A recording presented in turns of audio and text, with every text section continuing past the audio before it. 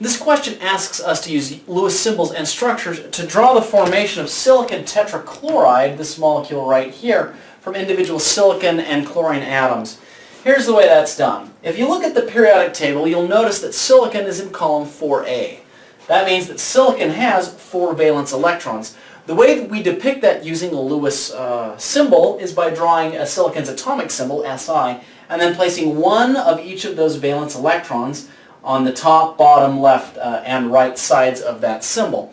Now keep in mind that we don't pair up valence electrons until we have no choice.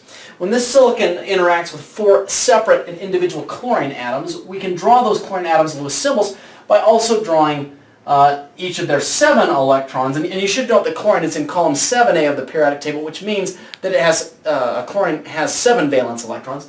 So we go around the horn, top, 1, then to the right, then down to the bottom, then over here, and then I start adding more and I pair them up. So that's 7 valence electrons, and I have 4 individual chlorine atoms. Now I want you to imagine each of these 4 chlorine atoms approaching, and in fact I could draw this valence electron up there. As this chlorine atom gets closer and closer and closer to the silicon atom, it essentially is going to plug this hole right here with its unpaired electron, and this silicon is going to plug the chlorine's hole with its unpaired electron. So what I'm going to end up getting is this. This is one chlorine atom forming a covalent bond with silicon. Hopefully that makes sense. They just plugged each other's holes. The same thing is going to happen with each of the remaining chlorine atoms. So I'll have a chlorine up top, one down bottom, one to the left and one down bottom. With each of them plugging each other's holes in the same fashion that was shown between the silicon before and the chlorine before. Now, when that happens, you can see that we have all the valence electrons from each of these chlorines and silicon combining.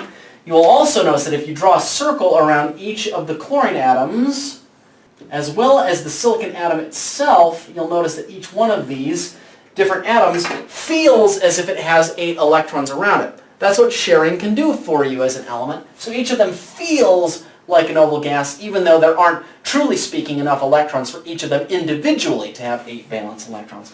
What you have to do now is everywhere there's a bond, that is 2 electrons that are being shared by a silicon and a chlorine, we're going to turn that into a straight line.